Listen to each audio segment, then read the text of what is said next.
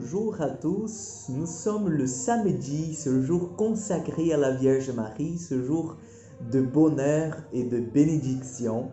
Donc je vous invite déjà à faire le signe de la croix et commencer avec moi la prière du matin en demandant que le Seigneur vienne bénir tout notre week-end, qu'il soit vraiment rempli de cet amour qui vient du ciel. Au nom du Père, du Fils et du Saint-Esprit. Amen. Je vous salue Marie, pleine de grâce. Le Seigneur est avec vous. Vous êtes bénie entre toutes les femmes, et Jésus, le fruit de vos entrailles, est béni. Sainte Marie, Mère de Dieu, priez pour nous pauvres pécheurs, maintenant et à l'heure de notre mort. Amen.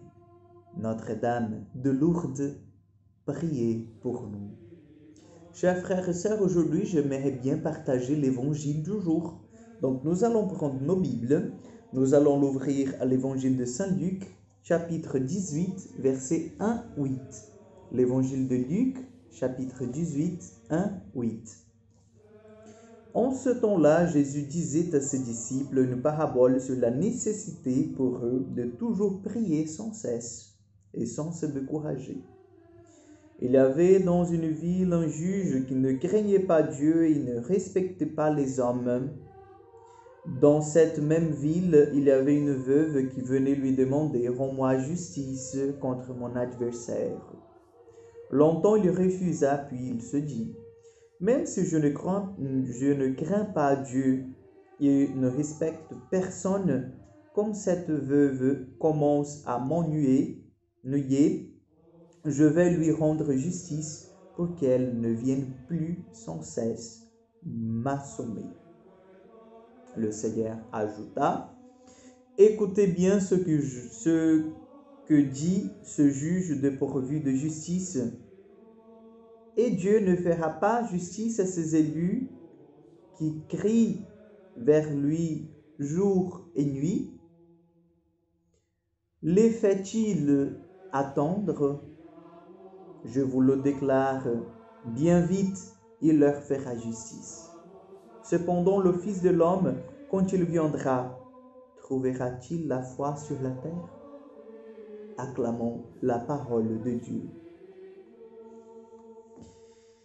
Aujourd'hui, nous sommes mis, par la lecture et la méditation de cet évangile, nous avons été mis en fait en face de notre vérité. Et oui, chers frères et sœurs, comment est-ce que nous adressons nos demandes au Seigneur? Est-ce que nous sommes vraiment comme cette veuve qui fait confiance à ses juges? Cette veuve qui s'approche de lui, qui demande en faisant confiance, en disant qu'un jour il va m'écouter? Est-ce que, pour être plus simple, nos prières sont faites avec foi? Ou nous faisons déjà nos prières en pensant peut-être Dieu ne m'écoute pas? Peut-être il a plusieurs choses, plusieurs personnes à écouter, et pourquoi est-ce qu'il va m'écouter moi? Est-ce que nous nous adressons au Seigneur dans un esprit filial, dans un esprit de confiance? Et oui, c'est la différence. Lorsque Jésus vient dire, eh bien voilà, Dieu ne fera-t-il pas justice à ses élus qui crient vers lui jour et nuit? Ben bien sûr que oui, parce que Dieu nous écoute toujours. Il faut juste que nous sachions qu'il y a un temps correct pour toutes les choses. Il ne faut jamais, chers frères et sœurs, vouloir que les choses arrivent dans notre temps, mais laisser que Dieu ait sa pédagogie, en fait, de nous apprendre les choses à travers aussi l'attente. Mais la question aujourd'hui qui est soulevée est, lorsque le Fils de l'homme viendra sur cette terre, trouvera-t-il encore de la foi? C'est la question adressée au Père César, mais aussi à vous. Avons-nous la foi? Demandons-nous avec confiance. Est-ce que nous nous mettons au pied du Seigneur en faisant confiance à son action? Ou est-ce que nous accomplissons des rites? Aujourd'hui, nous sommes invités à nous mettre avec la Vierge Marie au pied du Seigneur et à supplier les grâces dont nous avons besoin. Supplier les grâces qui, pour nous, c'est impossible.